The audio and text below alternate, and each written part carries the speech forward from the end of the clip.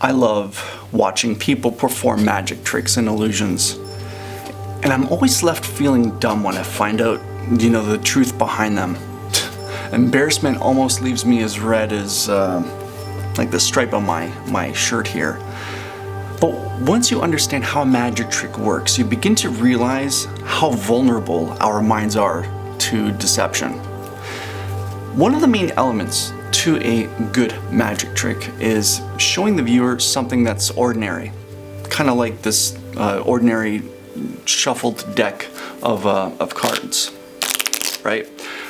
As I fan through them, I'll stop randomly, and there you go, okay? And I'll show you this card, okay? And I'll put this back, I'll snap my hands, and no doubt the card will be here now at the top of the deck, okay? Now I'll fan through again and stop at a different place, and oh, there's your card again. How did it do that? This is, after all, a normal deck of cards, and yet it should confuse you that it's all the same card, okay? I'll change it right before your eyes. The truth of the matter is, I deceived you in thinking that this was an ordinary deck of cards, when in fact, nothing could be further from the truth. You see, every other card here in this deck is the same card, all right? And those cards are a little bit smaller than the rest of the deck, so that when I fan it this way, they're all the red nines, but then when I fan them this way, you can see all the other cards. You see, our perception of the world around us is greatly affected with our presuppositions. We are constantly filling in the gaps of what we do not know with what we believe to be true. This is why our worldview matters. Like being misled and deceived is easy. Especially when someone adopts a worldview that states that truth is subjective. The belief that truth is malleable and it's what you make it.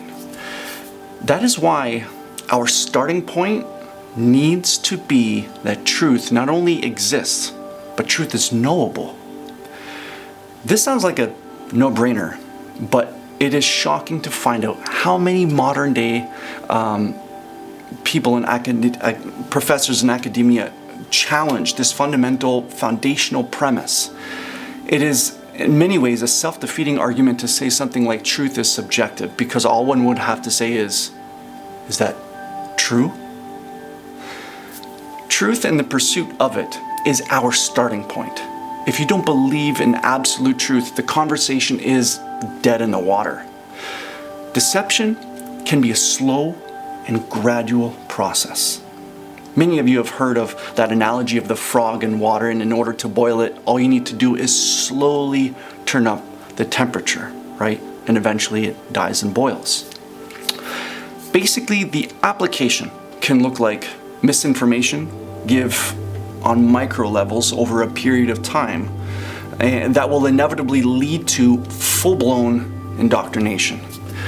Without anything to measure our information, we are lost to logic and rational thought.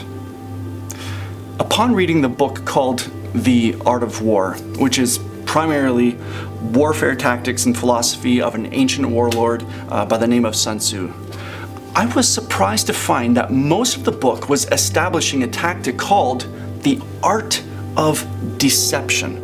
The idea is simply that you can defeat your enemy by creating a situation where he defeats himself, meaning you don't even have to draw your sword.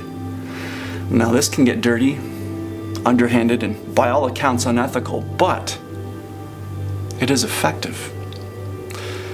But if you had bought into a naturalistic framework as your philosophical foundation of life, what is right and what is wrong? And who decides, who measures this? Take some time to think about the implications of that. Facts matter. but so does the way that we interpret those facts. Many of the Titanic survivors stated that the Titanic, this massive ship, sank as a whole, while other eyewitnesses claim it broke in half. After analyzing the underwater wreckage, we now know that it broke in half while it descended, and depending on where you were in relation to the sinking ship determined your testimony on the matter. But that doesn't change the facts. That doesn't change the truth. Jesus said in the book of John, chapter 14, verse 6, he said, "I am the way, the truth, and the life. No one comes to the Father except through me."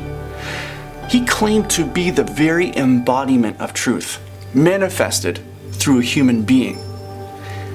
And it's cool to know that throughout history, he's the only being who not only gave coherent answers to the big questions that speak to a person's origin, meaning, morality, and destiny, but he brought a cure for the very disease of sin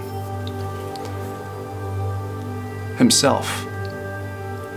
Living in a world infected with sin, truth is being attacked on all fronts, and people are falling for anything that sounds appealing. It makes sense that God has called us not to conform to the pattern of this world, but be transformed by the renewing of our mind, according to Romans 12:2. Being misled doesn't happen overnight. It's a slow and gradual process, often by simmering in stagnant waters of one-sided views, cultural pressure, and intellectual laziness. So question everything in pursuit of truth. Measure it through the collection of facts, finding the best arguments for all sides. Think critically, investigate all angles.